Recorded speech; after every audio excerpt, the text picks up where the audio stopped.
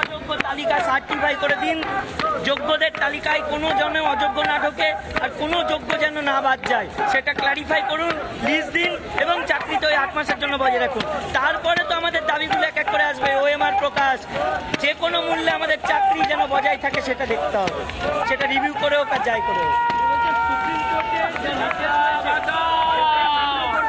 দেখুন সুপ্রিম কোর্টের নির্দেশ মান্য কেন করবে না, করুক না, কিন্তু যোগ্য যেন একজনও বাদ না যায়। কারণ যদি মনে হয় যে কোনো কারণে উনি একজন যোগ্য বাদ দেবেন, তার দায় এই এসএসসি, তাহলে এসএসসি বুঝে নেবে সেটা কেন আমাকে বাদ দেবে, আমি যোগ্য কেন ওনার তো সে বাদ হতে যাবো, তাহলে কম্পেনসেশন ঘোষণা করুক, সবার সামনে এসে বলুক যে তার দায়ে আজকে আমাদের এই অবস্থা।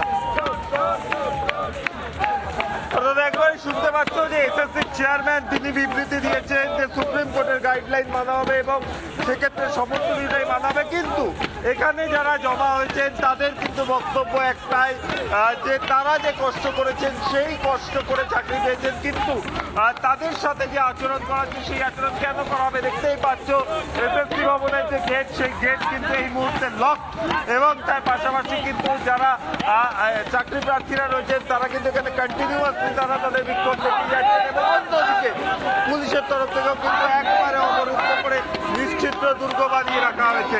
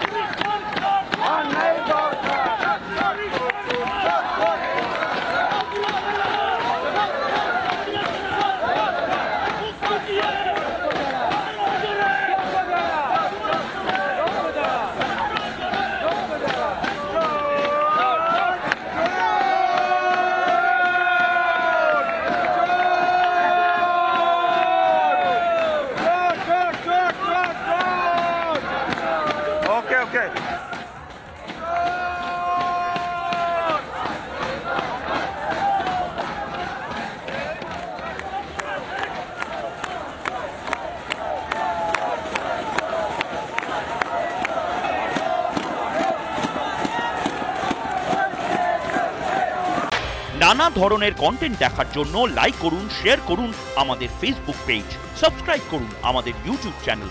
পাশাপাশি অন্যান্য ব্রেকিং নিউজের জন্য অবশ্যই চোখ রাখুন রিপাবলিক বাংলায়।